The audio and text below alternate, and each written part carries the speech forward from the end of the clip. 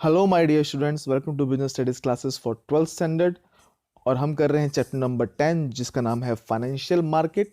और ये इसका लेक्चर नंबर 2 है, और जहां आज हम पढ़ेंगे मनी मार्केट और उसके इंस्ट्रूमेंट्स के बारे में by your Jerry sir. So let's start the video.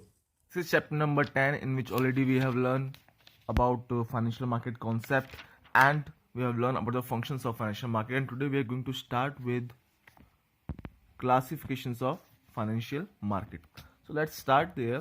Actually the financial market is divided into two parts, capital market and money market. जहाँ पर अगर हम बात करें कैपिटल मार्केट की तो फर्दर डिवाइड होता है दो और पार्ट्स में, प्राइमरी मार्केट और सेकेंडरी मार्केट में। और यहाँ पर हम पहले बात करेंगे मनी मार्केट की, जो कि आप देख रहे हैं यहाँ पर मनी मार्केट। तो पहले एक बात समझ लीजिए, money market is a market for short term loans. Okay, you can say short term loans, or you can say that short term funds, and capital market is a market for long term, or you can say its maturity period is longer in compared to money market. And capital market is further divided into two parts, that is primary market, which represent the market for new securities, and secondary market, which is also known as stock exchange, and it deals with old and you can say existing securities. Okay, तो ये है आपके इसके parts capital markets के, और ये है आपका मनी मार्केट। तो हम पहले बात करेंगे यहाँ मनी मार्केट के बारे में। मनी मार्केट, तो ऑलरेडी जैसे मैंने आपको बताया था, मनी मार्केट क्या है, एक ऐसा मार्केट है जो डील करता है किसमें, शॉर्ट टर्म फंड्स में। यानी शॉर्ट टर्म फंड्स से हमारा मतलब है 2 months, 4 months, 8 months, 9 months, 10 months, 12 months, not more than that. And 12 months means 1 year, it means up to 1 year, not more than that. यानी कि अगर आपको ज़रूरत है पैसे की और आप अपने किसी के फ्रेंड से या फिर अपने कोई के पड़ोसी है उससे पैसे ले रहे हैं, और आप उससे कह रहे हैं कि भाई मैं तुझे 1 साल के अंदर लौटा दूंगा, तो that activity we can include under money market, and you can go for other institutions also. Okay, तो जब हम मनी लैंड करते हैं या फिर मनी बोरो करते हैं, कितने साल के लिए, 1 साल के लिए या 1 साल से अंदर के लिए, up to 1 year, not full 1 year, up to 1 year, 1 साल से अंदर के लिए, तो हम उसे क्या बोलते हैं, money market. Okay, generally money market is a source of finance for working capital. अब देखिए यहाँ पर लिखा है it is a source of working capital. Working capital में day to day daily expenses, for that purposes we are using it. Mainly business enterprises are using it, ताकि वो अपने जो डेली एक्सपेंसेस हैं उनको मीट कर सके। Okay, transactions of money market include lending and borrowing of cash for a short period of time. अब देखिए इसमें दोनों तरह की एक्टिविटी होंगी, कुछ लोग बोरो करेंगे, कुछ लोग उनको बोरो देंगे, यानी लैंडिंग करेंगे, यानी लैंड देंगे। ठीक है ना, यानी कुछ में जो इंस्टीट्यूशन होंगे वो पैसा उधार देंगे और कुछ इंस्टीट्यूशन उधार लेंगे। तो ये एक्टिविटी किस में इंक्लूड होती है, मनी मार्केट में, लेकिन किस पीरियड के लिए, for a short period of time. Okay, and it includes also sale and purchase of securities having 1 year term, जिसमें क्या हो, 1 साल के अंदर उसको रिडीम करना हो वापस। यानी हम इसमें securities and sale and purchase of securities में हम डील कर सकते हैं, चाहे हम सिक्योरिटीज को सेल कर सकते हैं, चाहे सिक्योरिटीज को परचेज कर सकते हैं, लेकिन वो क्या होगा, रिडीम होगा, हमें उसको पे बैक करना होगा विद इन 1 year, 1 साल के अंदर अंदर। इसलिए हम इसे बोलते हैं it is a market for short period, that is money market.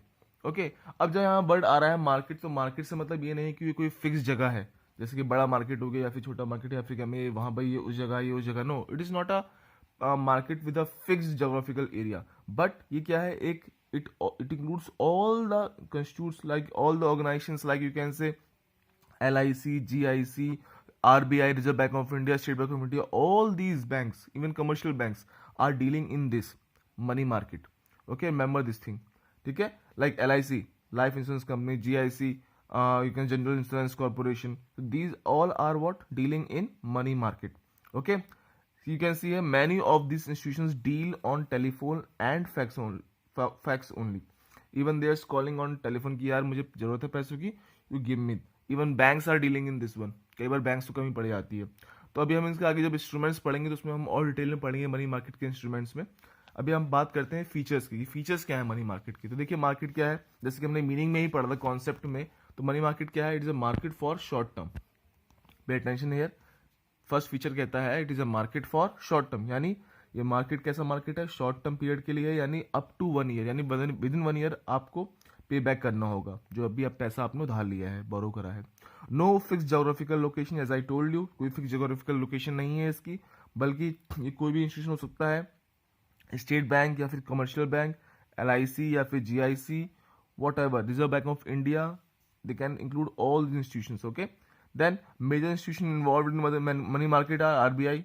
Again, they are telling the same thing. RBI, commercial banks, LIC, GIC, etc. I have written the full form of GIC, means General Insurance Corporation. LIC, Life Insurance Company. Okay. Then common instruments of money market are call money, treasury bill, CP, commercial paper, CD, certificate of deposits and commercial bill, etc. ठीक है, ये इन सब instruments के बारे में हम next अपनी heading में पढ़ेंगे, क्योंकि ये इंस्ट्रूमेंट्स बहुत इंपॉर्टेंट हैं और एग्जाम में पूछे जाते हैं. जैसे पहला इंस्ट्रूमेंट हम बात करते हैं यहाँ पर, instruments of money market. I am writing here important because yes this question is coming most of the time. So first instrument of money market is what? Call money. Call money. Now, what is call money? The money borrowed or lent on demand for a short period, which is generally 1 day. अब देखिए, मैंने आपको बताया कि ये money market के ही instrument है, यानी ये मनी मार्केट के अंदर ही आते हैं. ठीक है, तो यानी मनी मार्केट के अंदर हम इनके थ्रू, इन इंस्ट्रूमेंट के थ्रू डील कर सकते हैं. तो पहला एक होता है इंस्ट्रूमेंट कॉल मनी मार्केट का, जिसके अंदर हम क्या करते हैं, जब हमें पैसा चाहिए होता है एक दिन के लिए, जनरली 1 डे के लिए. जैसे मैंने पहले बताया कि मनी मार्केट बहुत शॉर्ट पीरियड के लिए यूज कराया जाता है, विद इन 1 ईयर. तो उसके अंदर भी एक इंस्ट्रूमेंट है, कौन सा? कॉल मनी, जिसमें हम मनी बोरो करते हैं कितने दिन के लिए? एक दिन के लिए. देखिए जनरली ये जब आप सोचो कि एक दिन में भाई कौन करता है, कभी जरूरत पड़ जाती है, लेकिन एक दिन के लिए कि भाई हमने एक दिन के किसी से पैसे उधार लिए, उससे बोला कि तो ये नेक्स्ट डे हम वापस कर देंगे. जनरली जो बैंक होते हैं उनको जरूरत पड़ती है ताकि वो अपना CRR मेंटेन कर सकें. ठीक है, CRR means cash reserve ratio, जो मैं आपको पहले एक्सप्लेन कर चुका हूँ. उसको मेंटेन करने के लिए कई बार बैंक्स क्या करते हैं, दूसरे बैंक से कॉन्टेक्ट करते हैं कि भाई उनको इतने रुपीज़ की जरूरत है, आप उनको इतना रुपीज़ दे दीजिए ताकि वो आपको, और हम आपको वो पैसा नेक्स्ट डे लौटा देंगे.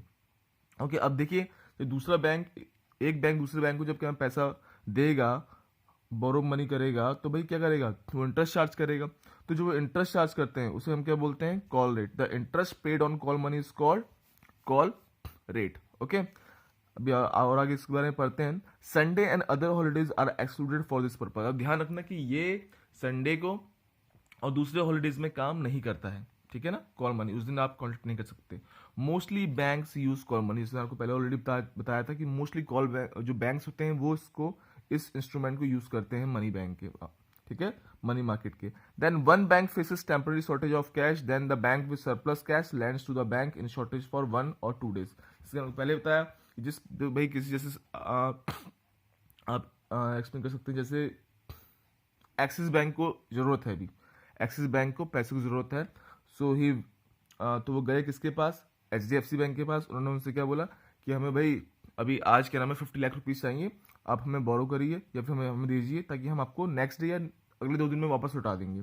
तो भाई HDFC ने उनको भाई 50 लाख रुपीज़ क्या कर दिए, लैंड कर दिए, और क्या करा, उसमें कुछ चार्ज कर दिया इंटरेस्ट, जिसे हम कॉल रेट कहते हैं. और फिर जब नेक्स्ट आफ्टर 2 days या आफ्टर 1 day जो एक्सिस बैंक है वो HDFC बैंक को वो रकम वापस लौटा देगा विद इंटरेस्ट. ठीक है, तो इसी को हम बोलते हैं क्या? Call money. अब ध्यान रखना कि ऐसा नहीं कि सिर्फ बैंक ही डील करते हैं इस चीज में. Even other organisation such as insurance company, mutual funds also are dealing in call money. Okay, I hope it is clear. अब ध्यान देना, there is an inverse relation between the rate of interest of call money and other securities. भाई देखो, जब ये जो rate है, call rate है, ये क्या करता है? चेंज होता रहता है. It वेराई, it is very volatile, it's changing, it's not like कि ये फिक्स रहेगा. ठीक है, ये देखो लिखा है, it is very volatile rate which varies from day to day and sometimes from hour to hour. Even it's not about कि भाई आज अलग है, कल अलग है, ऐसा नहीं, सिर्फ डे टू डे नहीं, ये इवन हर घंटों में भी चेंज हो जाता है. इस घंटे कुछ इंटरेस्ट रेट अलग है और नेक्स्ट टू आवर्स के बाद क्या हो गया, कुछ अलग इंटरेस्ट रेट हो गया. तो ये चेंज होता रहता है क्या? इंटरेस्ट रेट, कॉल रेट, जो कॉल मनी बोरो करने में लगता है. ठीक है, ध्यान रखना इस बात को. इसीलिए जो कह रहा है कि जो ये कॉल रेट चेंज होता रहता है, इसका असर किस पर पड़ता है? दूसरे इंटरेस्ट पर. दूसरे इंस्ट्रूमेंट्स हैं उन पर क्या करता है, ये सिक्योरिटीज हैं उन पर इंटरेस्ट, उस पर इसका असर पड़ता है. किसका? इस कॉल रेट का. ओके, तो ये था आपका क्या? Call money. नेक्स्ट हम पढ़ेंगे ट्रेजरी बिल्स. तो कॉल मनी के बाद मनी मार्केट का दूसरा इंस्ट्रूमेंट है वो है हमारा ट्रेजरी बिल, जिसे हम टी बिल्स के द्वारा भी, टी बिल्स के नाम से भी जानते हैं. और ये कौन इशू करता है? ये RBI यानी reserve Bank of India issue करता है on the behalf of government of India. अब देखो, ध्यान दो यहाँ पर बात को. गवर्नमेंट ऑफ इंडिया है वो किससे पैसे, जब उसको पैसे की जरूरत होती है, when he is in lack of money, तो they call RBI, Reserve Bank of India. Reserve Bank of India से कहती है कि हमें इतने पैसे की जरूरत है, तो हमें पैसे दीजिए। अब रिजर्व बैंक ऑफ इंडिया अगर भाई पब्लिक के पास जाइए कहेगी कि हमें पैसा चाहिए, मुझे पैसा दो ताकि हम अपनी सरकार की हेल्प कर सके, तो भाई ऐसे पब्लिक पैसा नहीं दे पाएगी। ठीक है, तो उसके क्या करना पड़ेगा, रिजर्व बैंक ऑफ इंडिया को सिक्योरिटी या फिर कोई फाइनेंशियल एसेट्स इशू करनी पड़ेगी। जैसे भाई कंपनीज होती हैं, कंपनीज क्या इशू करती हैं, वो शेयर्स एंड डिबेंचर इशू करती हैं, तब क्या करती हैं, मनी लेती हैं। ठीक है, शेयर्स अपने दिया और पैसे ले लिए ना, पर लोग क्या करते हैं, शेयर्स को परचेज करते हैं और क्या करते हैं, डिबेंचर्स को परचेज करते हैं ताकि उनको ज़्यादा पैसा मिल सके। इसी तरह से जो क्या रिजर्व बैंक ऑफ इंडिया भी होती है, वो क्या करता है, वो ट्रेजरी बिल्स इशू करता है ताकि उसे क्या हो सके, उस समय पैसे मिल सके। अब भाई लोगों को क्या फायदा है, अब लोग भाई क्यों आखिर एक पीस ऑफ पेपर या ट्रेजरी बिल्स लें और क्या मैं रिजर्व बैंक ऑफ इंडिया को पैसे दें, क्यों दें भाई, उनको भी तो कुछ फायदा चाहिए नहीं चाहिए। अगर वो अपना पैसा अभी दे रहे हैं तो उनको पैसा चाहिए वापस, ज़्यादा पैसा चाहिए होगा विद इंटरेस्ट। तो देखो यहाँ पर ध्यान समझो, अब क्या है, this bills enables government to get short term borrowings. जब क्या मैं गवर्नमेंट को कम शॉर्ट पीरियड के लिए जरूरत होती है पैसों के लिए, तब वो क्या करता है, वो रिजर्व बैंक ऑफ इंडिया से बोलता है। और रिजर्व बैंक ऑफ इंडिया क्या करता है, वो क्या करता है, जनरल पब्लिक को और अदर बैंक्स को, कमर्शियल बैंक्स को, दूसरे बैंक्स को क्या करता है, अपना ट्रेजरी बिल्स सेल आउट करता है।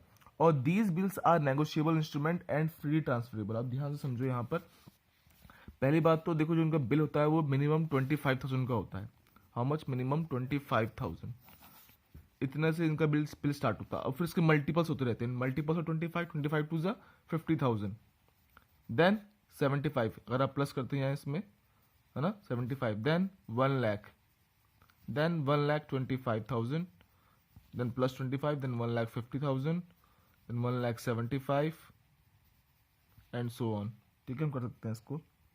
तो इस तरह से ये अमाउंट्स में आगे इशू होता है, इन अमाउंट्स में। ठीक है, लेकिन मिनिमम अमाउंट है, इससे कम में कभी भी ट्रेजरी बिल्स आपको नहीं मिलेगा 25,000 से मिनिमम में। ठीक है, इसके बाद ये सो ऑन बिकता रहता है। ठीक है, तो लोग आते हैं भाई, क्या नाम है, अपने जिस तरह से वो भाई उनके पास पैसा है उस हिसाब से वो क्या करते हैं, आरबीआई को पैसे देते हैं, और आरबीआई क्या करता है, उनको ट्रेजरी बिल्स इस अमाउंट के ऊपर इशू कर देता है। सपोज करो कि भाई ट्रेजरी बिल है एक जिसका जो क्या मैं आप कह सकते हैं फेस वैल्यू है वो कितनी है, 1,25,000। How much, 1,25,000, this is the face value, F V face value I am seeing. How much, 1,25,000, कितनी है, 1,25,000। तो भाई फेस वैल्यू जो है 1,25,000 है। और आरबीआई ने क्या करा, एक कस्टमर को, किसी भी कस्टमर को, सपोज करो XYZ कस्टमर का नाम है, उसने उस कस्टमर को ये वैल्यू क्या करा, ट्रेजरी बिल जिसकी फेस वैल्यू 1,25,000 थी, उसको क्या करते हैं, जनरली फेस वैल्यू से लोअर प्राइस में बेचते हैं। यानी 1,25,000 था तो उन्होंने कितने में बेची, 1,20,000 में। कितने में बेची, 1,20,000 में। अब जब एक इसका मैच्योरिटी पीरियड होता है, जो होता है स्टार्ट, आपकी बुक्स में दे रखा है ये 14 डेज से 364 डेज तक, लेकिन जो करंट अभी पीरियड चल रहा है मार्केट के द्वारा, करंट मार्केट पोजीशन के द्वारा, वो 91 डेज से लेके 364 डेज तक होता है। ओके, इसमें 91 प्लस 182, बिकॉज 91 प्लस 91 182, तो 182 प्लस 182, तो क्या हो जाएगा 364। तो इन डेज, ये डेज होते हैं मैच्योरिटी पीरियड के, 91 डेज तक हो सकता है, इट कैन बी 182 डेज तक हो सकता है, और इट कैन बी 364 डेज। ठीक है, तो ये इसके क्या है, मैच्योरिटी पीरियड के डेज हैं, कि इन मैच्योरिटी पीरियड्स के बाद, यानी सपोज करो उसने अगर 182 डेज के लिए लिया है ट्रेजरी बिल को, तो इस पीरियड के बाद, यानी 182 डेज के बाद, जो कस्टमर है XYZ जिसने ये परचेज करा था ट्रेजरी बिल्स एट रुपीज 1,20,000, जिसकी फेस वैल्यू क्या थी, 1,25,000, तो जब वो वापस करेगा ये आरबीआई को, किसको, आरबीआई को, कि भाई इतने दिन हो चुके हैं 182 days, now I am giving back this treasury bill to you, now give back my rupees. ठीक है, कितने पे करे थे उसने उस समय, 1,20,000, now he will get how much, 1,25,000, so it means he is getting how much extra rupees, just check here difference. Treasury bill थे 1,25,000 के, लेकिन उसको कितने मिले थे, लोअर प्राइस में, यानी 1,20,000 में। तो जब रिडम्पशन होगा, यानी जब पे बैक होगा, जब वो ट्रेजरी बिल वापस करेगा और कहेगा भाई मुझे मेरे पैसे वापस करो, कितने पैसे जमा करे थे XYZ ने, 1,20,000, लेकिन अब कितने मिलेंगे उसको, डिफरेंस, कितना डिफरेंस आया, 5,000, तो उसको 5,000 एक्स्ट्रा रुपीज मिलेंगे, यानी उसको 1,25,000 रुपीज मिलेंगे, जिसमें से 5,000 रुपीज एक्स्ट्रा मिल गए उसको। तो मैंने तो एक छोटा अमाउंट लिया, it can be go on bigger amount also, 1,75,000, 1,00,000, 2 lakh and more. तो ये क्या हुआ, उसको एक्स्ट्रा 5,000 रुपीज़ मिल गया। और इसी एक्स्ट्रा रुपीज़ के कारण लोग क्या करते हैं, ट्रेजरी बिल को परचेज करते हैं, क्योंकि उनको भाई उनको क्या होता है, बिलीव होता है कि भाई ये आरबीआई डील कर रहा है इसमें, तो आरबीआई के ऊपर वो क्या करते हैं, ट्रस्ट कर सकते हैं, इसलिए वो ट्रेजरी बिल्स को परचेज करते हैं। ठीक है, अब ध्यान रखना, इस बिल को हम क्या बोलते हैं, जीरो बिल कूपन ही बोलते हैं, जीरो कूपन बॉन्ड। क्यों हम ट्रेजरी बिल को जीरो कूपन बॉन्ड बोलते हैं, क्योंकि इसमें भाई जो कूपन यानी इसमें कोई इंटरेस्ट नहीं लगता, इसमें कोई ऐसा फिक्स इंटरेस्ट नहीं कि भाई आपको 25% इंटरेस्ट पे बैक मिलेगा, 10% पे बैक मिलेगा, कुछ नहीं। सिंपल सी बात, जो डिफरेंस होगा फेस वैल्यू और जो परचेज वैल्यू आपने ली थी उसमें जो डिफरेंस होगा वही आपको मिलेगा, वही इसका क्या है, मेन आपका क्या है, रिटर्न है। तो इसमें कोई इंटरेस्ट नहीं, इसलिए इसको हम क्या बोलते हैं, जीरो कूपन बॉन्ड भी बोलते हैं। देखो जैसे मैंने आपको बताया था कि जो मैच्योरिटी पीरियड है वो क्या है, अभी करंटली जो है 91 डेज है, 92 डेज है, और it can B 364, not more then this. लेकिन जो बुक में दे रखा है, क्या दे रखा है, 14 to 364 डेज। ओके, मैंने आपको क्या बताया है, जो करंट पीरियड चल रहा है उसका बताया है। ठीक है, अब आगे आप बात करेंगे तो क्या लिखा है यहाँ पर, हाँ एक वर्ड और था कि ये इजिली नेगोशिएबल है। नेगोशिएबल क्यों है, यानी कि मतलब इसका ये कि भाई जैसे XYZ ने यहाँ परचेज करा था, XYZ ने यहाँ पर जो ट्रेजरी बिल था जिसकी वैल्यू 1,25,000 थी, उसको परचेज करा 1,20,000 में। अब सपोज करो कि भाई ये परचेज कितने के लिए करा था, 182 डेज के लिए परचेज करा था। अब XYZ को इतने दिन से पहले जरूरत पड़ गई, सपोज करो आफ्टर 50 डेज भाई उसको जरूरत पड़ गई पैसों की, तो वो क्या करेगा, XYZ can sell out this to another one, to ABC। इसने एक दूसरे पर्सन को सेल आउट कर दिया यही ट्रेजरी बिल, कितने रुपए में, ज्यादा रुपए में। उसने कितने में खरीदे थे, 1,20,000 में, वो ज्यादा में परचेज कर देगा, कर सकता है 1,22,000 में क्या कर देगा, सेल आउट कर देगा। तो it can be easily negotiable. और जब ये ABC जब इसका पीरियड पूरा होगा तो ABC जाएगा भाई उसके पास और उससे 1,25,000 लेगा, ये 3,000 अर्न कर लेगा। ठीक है, तो ये क्या होता है, इजिली नेगोशिएबल भी होता है। और क्या लिखा है यहाँ पर, these are available for minimum amount of 25,000 in multiples दे रहा हूँ, जो ऑलरेडी मैं आपको बता चुका हूँ ये चीज। ठीक है, तो ये होता है आपका क्या, ट्रेजरी बिल। नेक्स्ट है आपका कौन सा, कमर्शियल बिल। सो कमर्शियल बिल जो है वो जस्ट बिल्स ऑफ एक्सचेंज की तरह जो आपने 11th क्लास में पढ़ा था। इसमें क्या है कि आप क्या करेंगे, क्रेडिट परचेज या क्रेडिट सेल करेंगे। यानी क्या है कि आप जब कोई कंपनी क्या करती है, क्रेडिट परचेज या क्रेडिट सेल करती है, तो क्या करती है, वो उधार पे देती है। यानी कि भाई कि एक कंपनी दूसरी कंपनी के पास आई, या फिर कोई सपोज करो एक शॉपकीपर है, उसके कोई कस्टमर आया जिसका वेल नोन कस्टमर है, ऑलरेडी उसका कस्टमर बहुत सालों से है, वो उसके पास आ रहा है, उसको कुछ सामान खरीद रहा है और क्या कह रहा है कि मैं तुम्हारे पैसे ये कब दूंगा, 2 महीने बाद दूंगा। तो वो क्या हो गया, उस चीज का रेडी हो गया, तो वो क्या हुई, क्रेडिट परचेज हुआ, यानी उधार में खरीदारी हुई। ठीक है ना। और जो शॉपकीपर उसके लिए क्या हुई, वो क्रेडिट सेल हुई, यानी उसने उधार में सेल आउट करा है, यानी बेचा तो है सामान लेकिन उधार में बेचा है, तो क्या हुआ, क्रेडिट परचेज और क्रेडिट सेल। तो कमर्शियल बिल कहां पर इस्तेमाल होते हैं, it is used in credit purchase और क्रेडिट सेल। लेकिन होता क्या है, ये पीस ऑफ पेपर होता है, जहां पर क्या होता है, जैसे पीस ऑफ पेपर होता है, it is peace of paper, जहां क्या होता है, सपोज करो ए क्या है, शॉपकीपर, और बी क्या है, कस्टमर्स। तो ए ने क्या करा है, बी को क्या करा है, उधार में सामान बेचा है। तो क्या करेगा, वो एक लेटर होगा, पेपर होगा, जहां पर लिखा हो कि भाई इस तारीख को 20,000 रुपीज के सामान बी ने मुझसे खरीदा है, और ये सामान वो मुझे 2 मंथ्स के बाद, यानी 60 डेज के बाद, या फिर विद इन 90 डेज मुझे वो पे करेगा। और फिर यहाँ बी क्या करेगा, अपने साइन कर देगा। ठीक है ना, बी अपने यहाँ पर साइन कर देगा। तो ये क्या होगा, कमर्शियल पेपर, ये क्या है आपका कमर्शियल बिल हो जाएगा, ताकि जब ये टाइम पीरियड पूरा हो तो वो उसको दिखा सके। ठीक है ना, like that I have given example just. So it is what, these are common instrument using credit purchase और credit sale. These have short term maturity period. कितना मैच्योरिटी पीरियड है इसका, 90 डेज, यानी within 90 days you have to return back that money, यानी उसको 90 days के अंदर, यानी 3 महीने के अंदर उसको वापस मनी बैक करनी होगी। तो वो 2 महीने के बाद भी कर सकता है, 1 महीने के बाद भी कर सकता है। Okay, and it is negotiable instrument and can be easily transferred. अब आता है commercial paper, CP. It is a unsecured promissory note. Unsecured promissory note यानी कि भाई क्या है ये, यहां पर एक वादा होता है, कौन वादा करेगा, पब्लिक सेक्टर। सपोज करो पब्लिक सेक्टर कंपनीज है या प्राइवेट सेक्टर कंपनीज है जिनकी बहुत अच्छी रेपुटेशन है, कहां पर, मार्केट में। वो क्या करते हैं, सपोज करो उनको पैसे की जरूरत है अभी, तो क्या करेंगे, उनके पास कुछ बेचने को नहीं है, तो क्या करा उन लोगों ने, उन्होंने अपना क्या करा, एक कमर्शियल पेपर, क्या करा, कमर्शियल पेपर इशू कर दिया। कमर्शियल पेपर यानी सीपी इशू कर दिया, क्या कर दिया, सीपी इशू कर दिया, जिसे हम कहते हैं अनसेक्योर्ड प्रोमिसरी नोट। अनसेक्योर्ड यानी इसमें क्या करते हैं, अनसेक्योर्ड है कि उसमें प्रॉमिस करते हैं कि भाई तुम अभी हमें पैसे दो और हमसे कमर्शियल पेपर ले लो, जिसमें हम लिख देंगे कि भाई हम इतने महीने बाद, यानी इसकी जो जो होती है मैच्योरिटी डेट, वो क्या होती है 3 से लेके 12 मंथ्स, यानी 3 से 12 महीने के अंदर, यानी 1 साल के अंदर अंदर आपको मनी वापस करनी होगी। तो इसमें क्या लिखते हैं भाई, जो प्राइवेट कंपनीज होती हैं वो कमर्शियल पेपर इशू करती हैं और इसके बदले क्या करती हैं, पब्लिक से पैसा क्या करती हैं, उधार ले लेती हैं। सपोज 10 लाख रुपीज़ ले लिए, 10 लाख, और ये उनको कमर्शियल पेपर पब्लिक को पकड़ा दिया। ठीक है, इसमें क्या होता है, लिखा होता है कि भाई 3 महीने 4 महीने, वो अपने आप में वो डिसाइड कर लेते हैं कि भाई मुझे 5 महीने के अंदर या 6 महीने के अंदर या फिर ज़्यादा से ज़्यादा 12 मंथ्स के अंदर, यानी 1 साल के अंदर मैं तुम्हें ये पैसा विद इंटरेस्ट, यानी ज़्यादा पैसा आपको, जब मैं 10 लाख रुपीज़ लिया है तो मैं 10 लाख से ज़्यादा रुपीज़ आपको वापस लौटा दूंगा। तो इस तरह से जो ये फंड रेस करते हैं इसको हम क्या बोलते हैं, कमर्शियल पेपर। तो कमर्शियल पेपर के थ्रू क्या कर रहा है, यहाँ पर कंपनीज क्या कर रही हैं, फंड रेस कर रही हैं। क्यों फंड रेस कर रही हैं, ये फंड रेस कर रही हैं ताकि वो अपनी फ्लोटेशन कॉस्ट को मीट कर सकें। फ्लोटेशन कॉस्ट किसे कहते हैं, फ्लोटेशन कॉस्ट उसे कहते हैं जब क्या, हम ये लोग अपने शेयर्स और डिबेंचर्स इशू करते हैं तो उनको इशू करने में जो उनको खर्चा आता है, जैसे भाई खर्चा कैसे कह सकते हैं, printing cost, commission cost, brokerage cost, तो उस कॉस्ट को मीट आउट करने के लिए क्या करते हैं ये लोग, फंड रेस करते हैं थ्रू कमर्शियल पेपर। और इसी चीज को हम क्या बोलते हैं, bridge financing. It is very important term which is asking in exam many times. तो ब्रिज फाइनेंसिंग क्या है, ब्रिज फाइनेंसिंग क्या है, फंड रेस करना किसके थ्रू, कमर्शियल पेपर के थ्रू। किसके द्वारा भाई, कंपनीज के द्वारा। कौन सी कंपनी, रेपुटेटेड कंपनीज के द्वारा, ताकि क्या कर सकें, अपनी फ्लोटेशन कॉस्ट को मीट कर सकें। उसे हम बोलते हैं ब्रिज फाइनेंसिंग। तो I hope commercial paper clear. Commercial paper issued by whom, by good reputed and credit worthiness companies.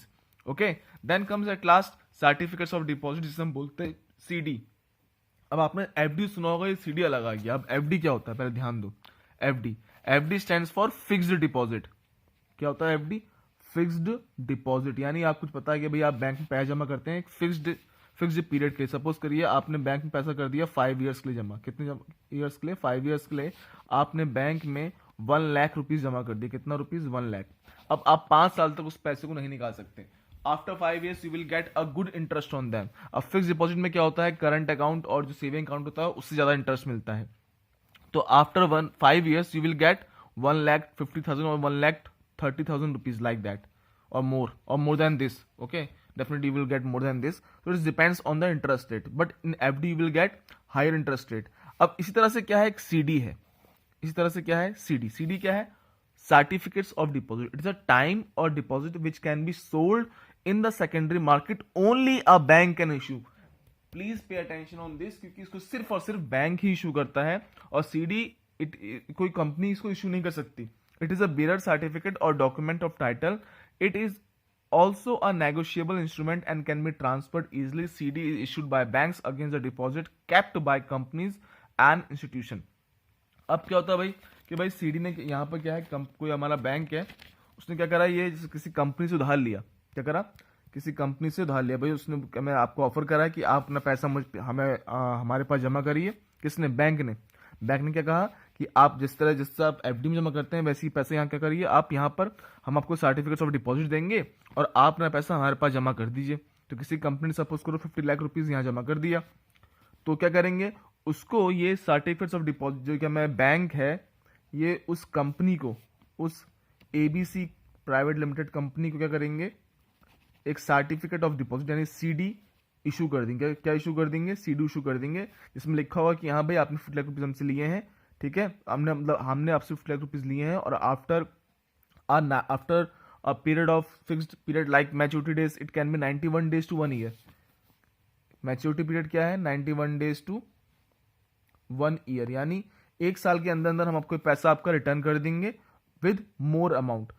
यानी अगर अभी कितना लिया है, सपोज करिए अभी जो CD था इन्होंने इशू करा है कितने रुपीज पे, इसका जो फेस वैल्यू था CD का वो था आपका 55 लाख। कितना था, 55 लाख था। लेकिन भाई क्या जो ABC लिमिटेड कंपनी है उसको कितने, जो क्या मैं बैंक है उसने कितने रुपीज में दिया, बोले आप हमें कितने रुपए दीजिए, सिर्फ 50 लाख रुपीज दीजिए अभी, और after 9 months you can take from us 55 lakh. It means 5 lakh extra you can take from us.